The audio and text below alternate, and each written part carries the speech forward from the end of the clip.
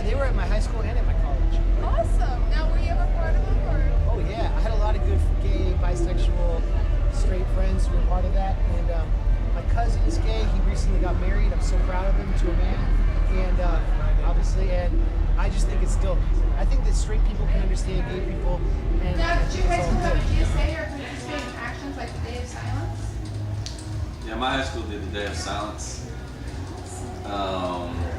Yeah, and then there was also the Day of Truth, which was like, it was like a Christian group made their own day called the Day of Truth, which was like against the Day of Silence, which was pretty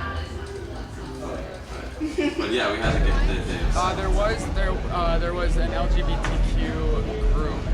It wasn't exactly under that same acronym, but there was an alliance. Yeah, there was a gay straight alliance. There was, and my sister's actually gay, so growing up, it was, it was some, and I was always, called names because I was different. So that was easily something I was a big supporter of in high school. So I was friends with a lot of gay people. I still am. I feel like the to ostracize someone for who they are is a pretty it's a pretty evil business. So I try and support and be there for my friends. We did that, yeah. It was like 2 years or 2 days out of the year. We had the Day of Silence. Now, were there any safe spaces or inclusive teachers that made their classrooms safe?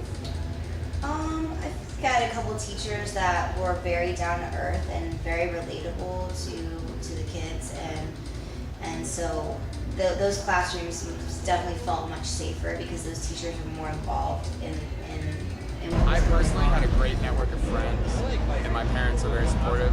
So I didn't necessarily always go to teachers, but I had some friends that were teachers that I could really console and talk to. Now there's so many kids in a classroom, and there's only so many teachers, and teachers are underpaid, so teachers aren't as motivated to always help the situation as much as they can because they feel frustrated and underappreciated.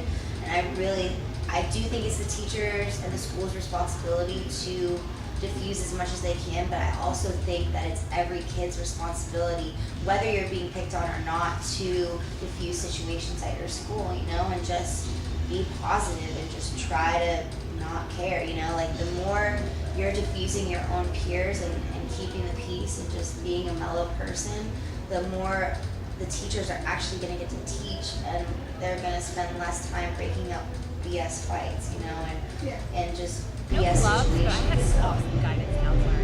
She was super cool, super nice, had tons of resources and information for me. So I had a great guy. I got really good.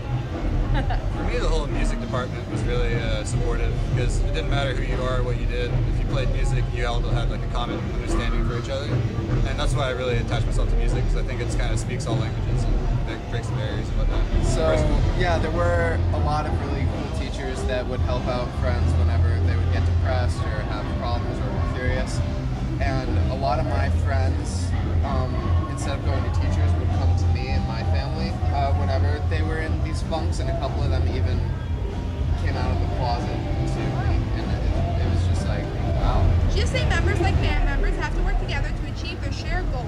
Having been in a successful band, do you have any suggestions how to facilitate good teamwork? Lots of compromise, which is something I struggle with every day. But yeah, compromise is king, man. You gotta. It really is all about staying positive and supporting each other too.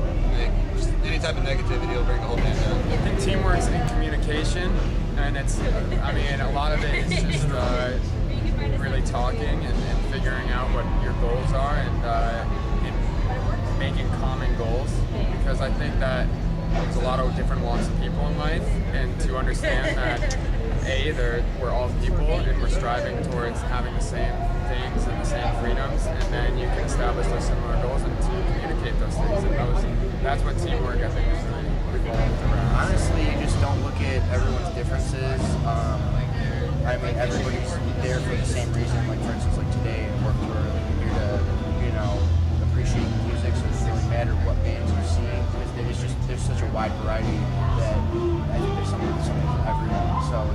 So if you're like just trying to get some people together to help out, you're all on the same page, and it doesn't really like those little things, like whether you're weird or you're like the coolest person, or you're gay or you're straight or whatever, it doesn't matter. You know, you're all there for the same person. So that's really what you need to focus on, and everything else is just, you know, it's on us.